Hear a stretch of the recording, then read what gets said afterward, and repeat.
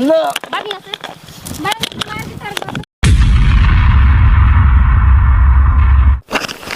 इतना धूप लागत कि हम कहाँ कहाँ जाई। हो डेरा पकाने तो मार के बगैर देना सब। हाँ ये एगो गाँव बात है। अरे कवना बहन बोले कोई लारिया कवना कहो मौसा धान कर तला नया का चाउर दे दो 1 किलो जग में ले जाकर खीर बना के खाई ज्यादा जातन ए मैया हो कवना बना ए चाची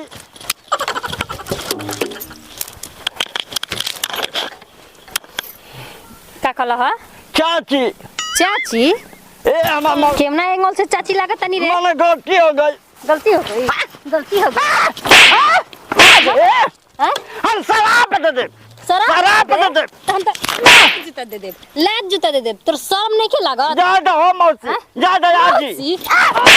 मौसी जी जा मौसी जी तोरा हम लोग ज्यादा हो भौजी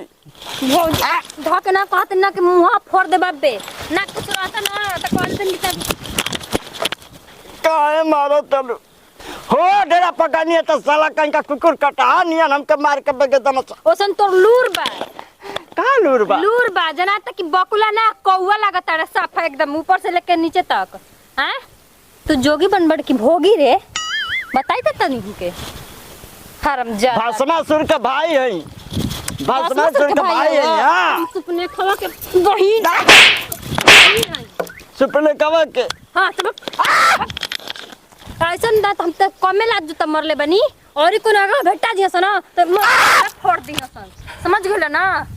जैसे भैरे लंकनी के मुंह ना ओइ तर मार के तोहार मुंह बना काहे मारा तलू काहे मा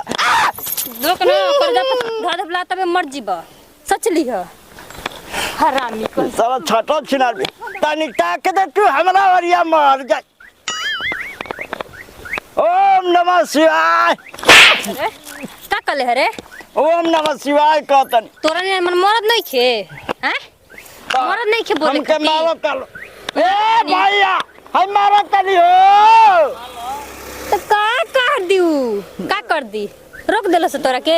ओसन तू लत खौर बटले बड़े हराम खोर कहीं के उठ लाली से रोटी भर के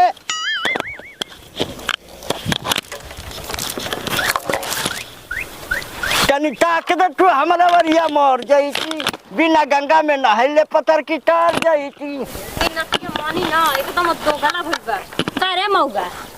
सब हम होगे भइल बड़े आय पूछा तू करते लाज करते नहीं तो मार के जे चप्पल ले थुतुर औरी फोड़ देती ठीक ना समझ गइले ना अरे बोलाई गांव में से बोलाई ना हो चाची ना कौन एंगल से फिर चाची ए तनी नो भाग यहाँ से मार के तार मुंह फोड़ दे हरामी कहीं के मुंह नहीं खा देखता होता ना एकदम जौन कहाला तन हरामजादा कुत्ता बाटे हरामी कहीं साला रे साला अरे चप्पले जूता से बरसात होता थे भैया लिया ले चलो